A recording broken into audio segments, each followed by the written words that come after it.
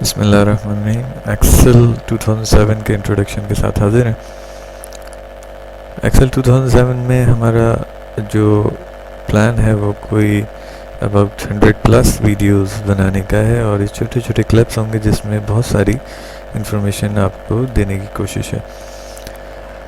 Excel एक बहुत powerful spreadsheet software है और 2007 में इसकी कैपेबिलिटी में बहुत ज़्यादा इजाफा हुआ। हम बिल्कुल इनिशियल और बिगनर लेवल से बात करेंगे और उसके बाद हम एडवांसमेंट की तरफ जाते चले जाएंगे। आज हम इसका इंट्रोडक्शन दे रहे हैं। जैसे कि वर्ड में हमने बात की थी उसी तरह रिबन्स का कॉन्सेप्ट अब यहाँ पे भी आ चुका है। इनमें किसी भी रिबन पे आप डबल क्लिक करेंगे तो ये शॉर्टर हो जाती है, रिबन हाइड हो जाते हैं, रिबन वापस आ जाते हैं। इस तरह क्विक एक्सेस टूल बार यहाँ पे अवेलेबल है, ऑफिस बटन भी यहाँ पे अवेलेबल है। स्लाइडर उसी तरह से बड़ा या छोटा कर सकता है। हम इनके शॉर्टकट्स को भी देखेंगे ताकि शॉर्टकट से बहुत तेज़ी से काम हो सकता है। Page layout, page break preview और नॉर्मल व्यू हमारे सामने हैं। डिफ़ॉल्ट 3 शीट्स इसमें खुलती हैं जो कि जिन पे काम किया जा सकता है। हम बहुत सारी शीट्स और भी ऐड कर सकते हैं इस बटन के साथ। ये जो आपको एक चौकोर सी चीज़ नज़र आ रही है ये असल में इसका सेल है और इसी सेल पे रहते हुए हम काम करते हैं। इस सेल को हम कहीं पे भी शिफ्ट कर लें उसके बाद एक्सेल में काम शुरू होता है। एक्सेल की एक शीट की लिमिट वो बहुत ज़्यादा हो गई है। अब हम उस लिमिट से पहले ज़रा से ये देख लें कि एक्सेल के सेल का एड्रेस क्या चीज़ होती है। मैं बिल्कुल स्टार्ट में ले जाके इसको क्लिक कर दिया। आप देखिए A और 1 ये हाईलाइट हो गए हैं और इसी के बिल्कुल ऊपर A1 लिखा हुआ आ रहा है। अगर मैं इसको एक रॉ नीचे ले आता हूँ तो आप देखिएगा A2 हो जाता है, एक रॉ नीचे हम लाए थे। इसी तरह A3, A4 और अगर हम आगे इसको ले जाना शुरू करें तो B4 जैसे यहाँ पे नज़र आ रहा है, या रैंडमली हम कहीं पे भी क्लिक करें तो आप देख सकते हैं G12। अगर हम यहाँ से इस तरह से देखेंगे ना, इसकी लिमिट देखते हैं। 2003 में इसकी लिमिट जो रॉज की लिमिट थी, हम डेफिनेटली 1 2 3 4 5 6 7 8 9 10 जो चीज़ें नज़र आ रही हैं आपको ये रॉज हैं और ये कॉलम्स हैं। 2003 में इसकी लिमिट अबाउट 64,000 रॉज एक शीट के अंदर मौजूद होती थी। यानी जितनी आप शीट्स बनाते जाएंगे 64,000 रॉज और मिलती जाएंगी। लेकिन यहाँ पे मैं आपको दिखाता हूँ कि इसकी लिमिट इस वक्त क्या हो चुकी है।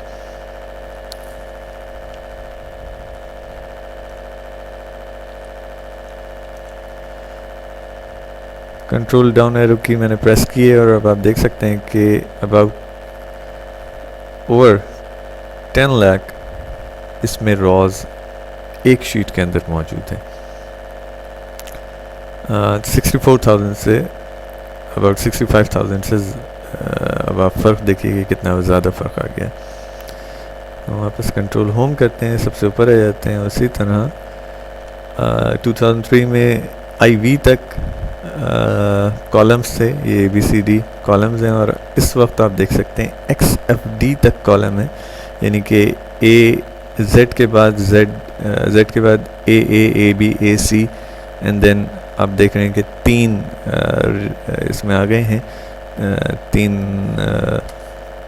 कैरेक्टर्स तक की वैल्यू है। ये अगर इनको सम किया जाए टोटल जो इसका साइज़ बनेगा वो टोटल जो काउंट बनेगा वो मोर देन 16,000 कॉलम्स एक शीट के अंदर मौजूद हैं। एनीवे हम वापस आते हैं और इसमें कुछ बेसिक ऑपरेशन करके देखते हैं। मैं इसमें एक वैल्यू कैरेक्टर टाइप लिख रहा हूँ और जैसे ही मैंने यहाँ पे टाइप किया भी मैंने एंटर या कोई और की प्रेस नहीं की है, NAME लिखा। आप देखें इस फार्मूला बार के अंदर भी ये चीज़ लिखी हुई आ रही है। फार्मूला बार के अंदर एक्चुअल चीज़ लिखी हुई आती है, और नीचे ये जो हमारी पूरी शीट है जिसमें ग्रिड बना हुआ है, इस पूरी शीट के अंदर हमारा रिज़ल्ट सामने आता है। एंटर करते हैं, वैल्यू एक्सेप्ट हो गई। नेम को अगर हमें दोबारा से एडिट करना है तो एक तरीका तो ये है कि इसके ऊपर डबल क्लिक करें, इसके ऊपर डबल क्लिक करें इसी सेल के ऊपर और एडिट कर लें। दूसरा तरीका ये है कि इस फॉर्मूला बार में जाके कुछ एडिट कर लें, और तीसरा तरीका हमारे पास ये है कि हम F2 प्रेस करें और इसको एडिट कर लें। राइट, इसी तरह अगर हम कोई नंबर लिखते हैं 1 2 3, आप इसको भी यहीं से एडिट कर सकते हैं। आपने देखा, ज़रा सा नोट कीजिएगा कि नंबर टाइप का जो डेटा है वो नंबर इस कॉलम के यानी कॉलम ए के राइट साइड पे जाके सेट हुए हैं, और जो कैरेक्टर टाइप डेटा था या नेम या अल्फ़ाबेट्स थे वो लेफ़्ट साइड पे सेट हुए हैं। इसकी वजह बहुत सिंपल सी है कि मैं दो नंबर लिखता हूँ, इनको इस तरह से पढ़ना और कैलकुलेट करना आसान है, यानी कि ये 10 यूनिट के बाद 10 में है, ये 100 में है, और अगर 1000 में कोई नंबर हो जाए तो आपको देखने में आसानी रहती है, पढ़ने में आसानी रहती है। यही अगर इसको हम सेट कर लें इस तरह से तो शायद पढ़ने में थोड़ी सी मुश्किल हो आपको। नॉर्मल इसी वजह से ये राइट साइड पे सेट हुआ होता है। ना कुछ चीज़ें हम एक्सेल के अंदर देखते हैं। आप देख रहे हैं कि सेल के साथ एक बहुत छोटा सा एक डॉट यहाँ पे आ रहा है। जब मैं माउस उसके ऊपर लेके जाऊँगा तो ये माउस का स्टेट चेंज हो गया। पहले प्लस, ज़रा मोटा सा प्लस आ रहा था, और ये ब्लैक कलर का प्लस आ गया। मैं इसमें 1 टाइप कर रहा हूँ इस सेल के अंदर, और इस प्लस को हम लेके आते हैं, यानी कि जो थोड़ा सा ब्लैक कलर का प्लस है, यहाँ मैंने माउस को क्लिक करके और ड्रैग करना शुरू किया, तो आप देखिए क्या हो रहा है। दिस इज़ ऑटोफिल, और ऑटोफिल क्या कर रहा है कि इसने 1 1 1 1 1 1 नीचे तक लिख दिया है। हम इसी तरह से अगर कोई कैरेक्टर टाइप डेटा है जैसे, उसको ट्राई करके देखते हैं क्या ये चीज़ हो सकती है कि नहीं। बिल्कुल सेम, बट एक्सेल में इंक्रीमेंट हम कर सकते हैं। और इंक्रीमेंट कैसे कर सकते हैं, यानी कि 1 प्रेस किया मैंने और उसके नीचे 2 लिख दिया। इन दोनों को मैंने सेलेक्ट किया है। याद रखिएगा, अगर दोनों को सेलेक्ट नहीं होगा तो इंक्रीमेंट नहीं आएगा। और इंक्रीमेंट क्या चीज़ इसको मैं कह रहा हूँ, यानी 1 में 1 प्लस हुआ तो 2 हो गया है, 1 में 1 प्लस हुआ तो 2 हो गया। और इसके अंदर 1 प्लस होता रहे, इसी 2 के अंदर 1 प्लस होता रहे, और उसके बाद नीचे वाली वैल्यूज़ में 1 प्लस होता रहे, तो क्या होगा। अब उसी जगह पे हम ड्रैग करने के लिए आ रहे हैं। ये देखिए, मैं जैसे ही छोड़ा तो ये 1 2 3 4 5 6 7 8 इसने 15 तक इस चीज़ को लिख दिया है, यानी कि 1 का इसने इंक्रीमेंट दिया। इस तरह मैंने 1 लिखा है और 3 लिखा है, अब 2 का इंक्रीमेंट मैं दे रहा हूँ, तो आप देखिए कि क्या हो रहा है। या मैंने 2 लिखा है और 4 लिखा है, यहाँ पे भी 2 का इंक्रीमेंट हम दे रहे हैं। इवन और ऑड नंबर्स असल में हमारे पास बहुत स्पीड में बन के आ गए। कुछ और चीज़ें इसमें ऑलरेडी मौजूद हैं, लाइक मैंने लिखा संडे, और इसको ड्रैग करूँगा अगर तो मंडे ट्यूसडे, एंड ये अब रोटेशन पे आ जाएगा। आप देख रहे हैं कि सेल से कुछ एरिया, कुछ चीज़ें बाहर चली गई हैं। असल में सेल से बाहर नहीं गई हैं, बल्कि थोड़ा सा ओवर राइट होकर लिखी हुई नज़र आ रही हैं, और इसको हम ऑटोमेटिकली एडजस्ट कर सकते हैं। सिर्फ करना ये पड़ेगा, जो सेल जिस सेल से बाहर निकली हैं चीज़ें, उस पर जब माउस ऊपर लेके आएंगे, देखिए माउस के स्टेट कई तरह का अब आपको नज़र आ रहा है। प्लस था एक ये ऐसा प्लस था, एक बड़ा वाला प्लस था वाइट कलर का। कॉलम के ऊपर अगर हम माउस को लेके आ रहे हैं तो ये डाउन एरो शो कर रहा है, लेकिन दोनों कॉलम्स H और G के दरमियान अगर लेके आ रहे हैं तो कुछ और चीज़ आ रही है। इसी जगह पे आके डबल क्लिक करेंगे तो ये ऑटो एडजस्टमेंट हो जाती है और ये ऑटोमेटिकली एडजस्ट हो गया। या जनवरी, और अब मैं इसको ड्रैग नहीं कर रहा हूँ, मैं यहीं पे रहते हुए डबल क्लिक करूँगा।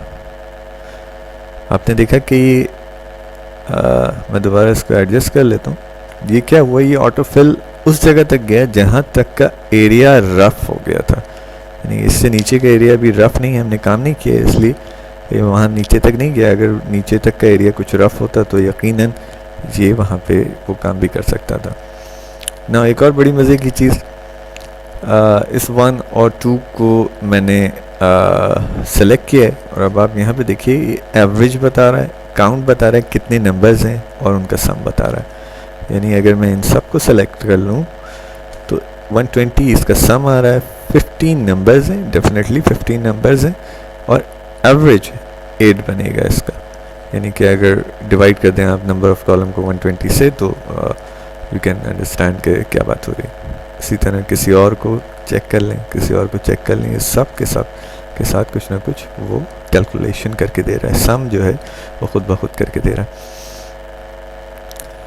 हम इस फाइल को सेव करते हैं, नॉर्मल सेव, और सेव करने के लिए हम सी ड्राइव पे एक फ़ोल्डर बनाया हमने टेस्ट के नाम से, इसको सेव कर रहे हैं। आप देख रहे हैं कि book1.xlsx उसका एक्सटेंशन वो ले रहा है, हम सेव कर देते हैं। That is very good, save हो गया। यहाँ टेस्ट के फोल्डर में फाइल आ गई। हम यहाँ से फाइल को थोड़ी देर के लिए बंद कर रहे हैं और यहाँ से दोबारा ओपन करके देखते हैं। बिल्कुल हमारी फाइल ओपन हो गई है, बट 2003 के लिए अगर हमें इसको सेव करना हो तो सेव एज पे जाके और ये 97 थ्रू 2003 वर्कबुक पे क्लिक करते हैं और वही टेस्ट के फोल्डर में अब XLS के नाम से हम इसको सेव कर देते हैं। क्या टेस्ट के फोल्डर में दोनों फाइलें बन गई हैं? जी हाँ, आप देखें कि XLSX की फाइल का साइज़ छोटा है और XLS यानी कि 2003 का जो फॉर्मेट है उसका साइज़ बड़ा है। हमारी इस फाइल को हम बॉटम में जाके देख चुके हैं कि बॉटम में क्या है, 10,000 से ज़्यादा इसमें रॉज हैं। इस फाइल को मैं बंद कर रहा हूँ और अब मैं ओपन कर रहा हूँ बुक 1 जो XLS फाइल थी। सेम चीज़ें आ रही, लेकिन अब हम बॉटम में जाके देखते हैं। देखिए 65,536 कॉलम में ये XLS फाइल है जो कि 2003 के एक्सटेंशन पे हमने अभी सेव की थी और IV यानी 256 तक इसमें कॉलम्स की तादाद है। तो आप देख सकते हैं कि सेम फाइल को हमने सिर्फ सेव एज किया है तो उसके हालांकि साइज़ भी बढ़ गया उसका। इस फाइल का साइज़ 19 KB है और जो हमने बुक 1 XLSX है उसका साइज़ भी 9 KB है, प्लस उसमें रॉ कॉलम की तादाद भी ज़्यादा है। डेफिनेटली एक अचीवमेंट है माइक्रोसॉफ्ट की तरफ से कि इसने कुछ ऐसा काम किया। हम नेक्स्ट टाइम कुछ और एडवांस चीज़ों की तरफ आना शुरू होंगे। हम फार्मूला और फंक्शंस को देखेंगे और किस तरह से उनको ड्राइव किया जा सकता है। तब तक के लिए खुदा हाफ़िज़।